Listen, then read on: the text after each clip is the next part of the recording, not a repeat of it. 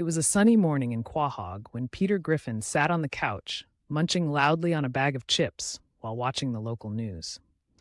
His shirt was stained with cheese dust, and the coffee table looked like a battlefield of empty snack wrappers.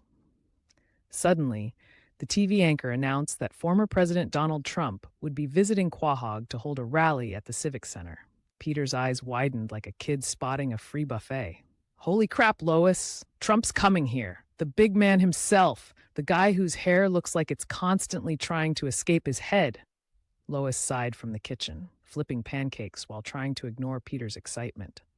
Peter, please don't get involved in politics again, she warned, remembering his disastrous mayoral campaign.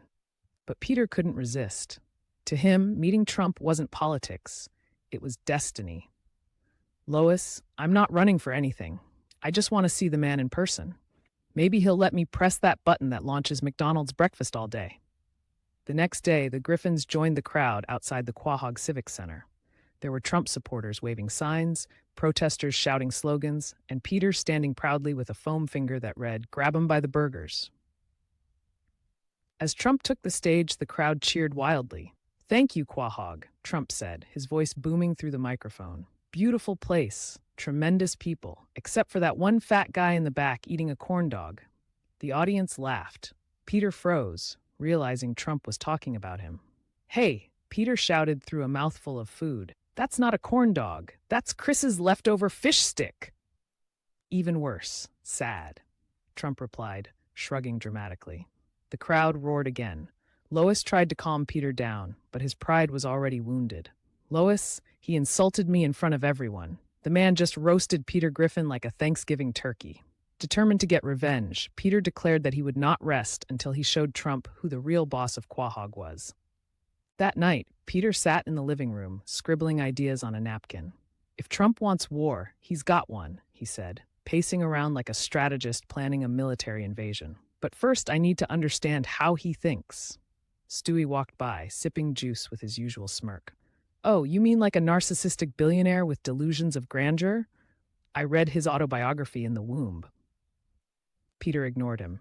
"Nah, I'll go to the source, Fox News." In true Griffin fashion, Peter snuck into a live Fox News broadcast, casually sitting next to a confused anchor mid-show. "Hey, quick question," Peter said into the camera. "How do I beat Trump?" The anchor blinked. "You can't. He's got money, power, and Twitter fingers faster than lightning." Peter frowned. "Then I guess I'll just have to fight him, man to man." The following day, Trump returned for a second rally. Peter arrived wearing a star-spangled cape, ready for battle. As Trump spoke to the crowd, Peter interrupted him with a megaphone. "Hey, Trump, you think you're the king of America? Well, you just met the king of Quahog." The crowd gasped. Trump smirked and stepped closer to the edge of the stage. "Peter Griffin," he said, "you've got guts, mostly visible ones. But fine, I'll humor you. One-on-one. Winner becomes mayor of Quahog." The crowd erupted with cheers. "You're on," Peter shouted, ripping off his shirt to reveal a wrestling singlet with Big P written across the chest. "And when I win, I'm going to build a wall between me and Lois's nagging." Cut to the next day. Quahog Park had been transformed into a wrestling arena. Thousands gathered as Peter and Trump stood in the ring, glaring at each other. Brian, acting as the announcer, held a microphone. In this corner, weighing as much as Rhode Island's GD, Peter Griffin. And in the other, the only man who thinks a Big Mac counts as foreign policy, Donald J. Trump. The bell rang. Trump moved surprisingly fast for his age, dodging Peter's first swing. "You're slow, Peter. People are saying you're maybe the slowest. Very sad," Peter grunted.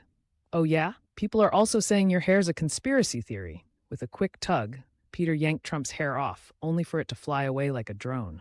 "That's right," Trump said proudly. "It's a prototype made in Mar-a-Lago. The best drone hair. Everybody says so." Meanwhile, in a hilarious B story, Stewie and Brian had infiltrated Trump's motorcade to investigate the secret behind his hair technology. "So it's true," Brian muttered. "He's replacing human follicles with surveillance drones." Stewie nodded, recording everything. "Just as I suspected. He's not bald, he's broadcasting." The two accidentally activated the drones, causing hundreds of flying toupees to swarm Quahog like bees. Back at the fight, Peter and Trump wrestled on the mat, both exhausted. Lois ran onto the stage, shouting, "Peter, stop! You're making a fool of yourself." Lois, Peter wheezed, I was born a fool, but I'll die a patriot.